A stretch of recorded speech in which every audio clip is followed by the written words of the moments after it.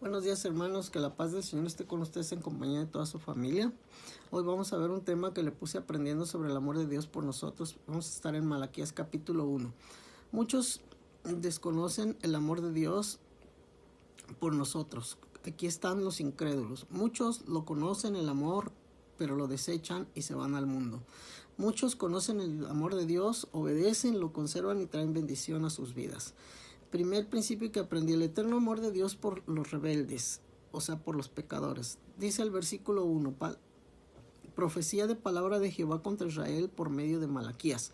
Aquí aparece Dios hablándoles, a pesar de que se habían portado mal, otra vez ahí estaba Dios, mostrando su amor con sus hijos. Este mensaje fue 100 años después de regresar del exilio, fue después de Zacarías y Ageo.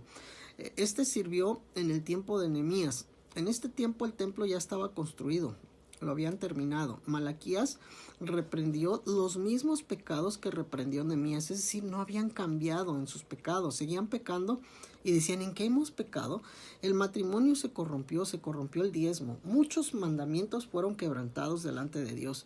Segundo principio: aunque te piensas no amado, eres amado del Señor. Dice el versículo 2 en una de sus porciones: yo os he amado, dice Jehová, y dijisteis: ¿en qué nos amasteis? ¿No era Esaú hermano de Jacob?, les dice el Señor, y amé a Jacob. Ahí está otra vez la palabra amé. Lo primero que les dice es: os he amado. Dios les quiere quitar el pensamiento de que no los ama. Se aseguró que supieran que los amaba. Esto asentó las bases para la obediencia. El que ama a Dios guarda sus mandamientos. En el desierto durante 40 años les estuvo dando todo y todavía decían que no los amaba el Señor. Les dio comida, vestido, protección del sol, protección del frío, y decían: no nos ha amado. Y siempre reclamaban. Dios quiere que nos enteremos. Tercer principio: quiere que nos enteremos que somos escogidos y favorecidos. Dice el versículo 2, amé a Jacob. En el versículo 2, otra vez la palabra amor. Y en el versículo 3 dice: y a Esaú aborrecí. Solamente rechazará un poco a los que no obedecen, como dice el versículo 3. Somos escogidos, favorecidos. Nos escogió antes que naciéramos, nos eligió, nos amó.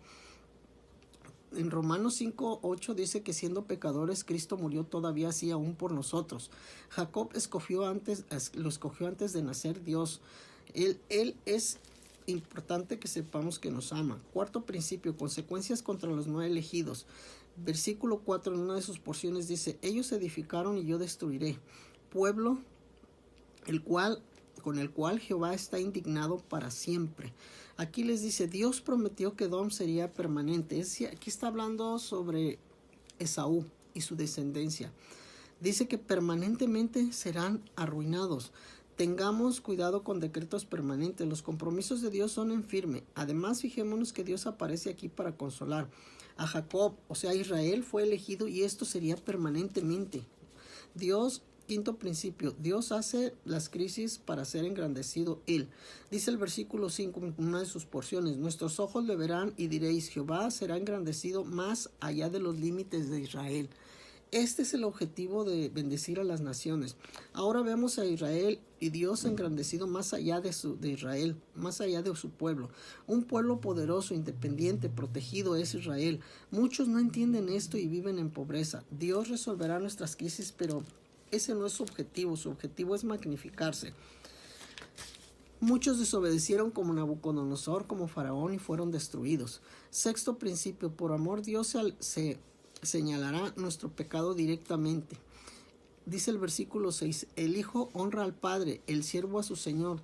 Y les pregunta el Señor: ¿dónde está mi honra? ¿Dónde está mi temor? Sacerdotes, decís: ¿en qué hemos menospreciado tu nombre?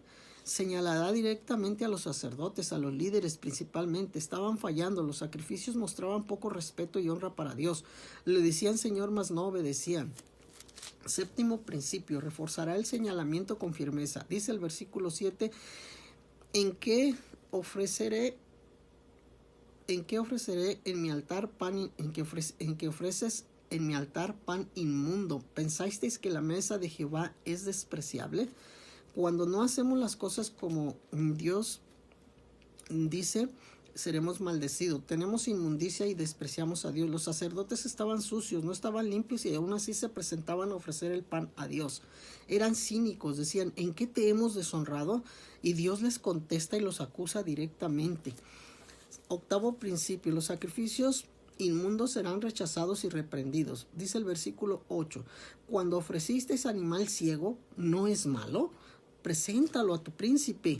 Cuando ofrecisteis el cojo o el enfermo, ¿acaso se agradará Dios de ti?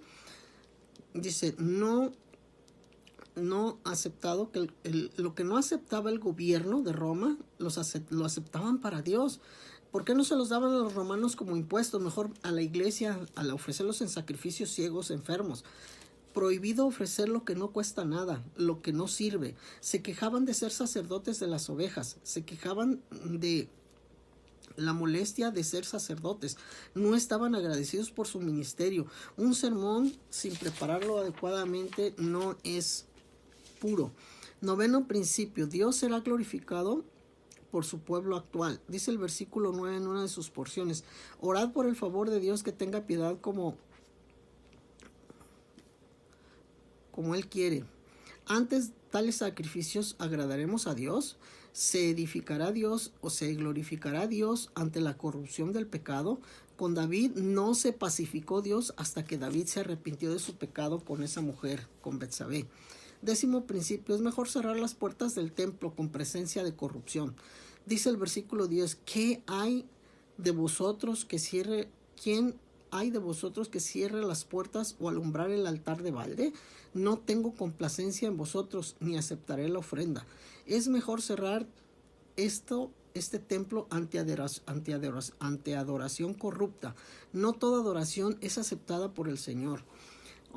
Onceavo principio, dejará a los que no lo hagan y buscará a quien lo haga. Dice el versículo 11 en una de sus porciones, es grande mi nombre entre las naciones y en todo lugar se ofrece a mi nombre incienso y ofrenda limpia, porque grande es mi nombre. Dios encontró adoradores fuera de Israel, en las naciones. Los judíos ni siquiera se humillaron para recapacitar. Los gentiles fueron aceptados porque el rechazo de los judíos se dio, pero aparte los gentiles aceptaron hacer las cosas como Dios decía. La profecía es, habrá verdadera adoración en toda la tierra, y así sucedió como Dios lo dijo. Yo, hermano, nos despedimos en este día aprendiendo cómo Dios nos ama. Muchos quieren que Dios los ame, pero al estilo del hombre. No, Dios no es así, hermano. Con pecado Dios no puede amar al pecado. A su creación la ama, pero siempre estará esperando su arrepentimiento. Que Dios te bendiga y que Dios te guarde.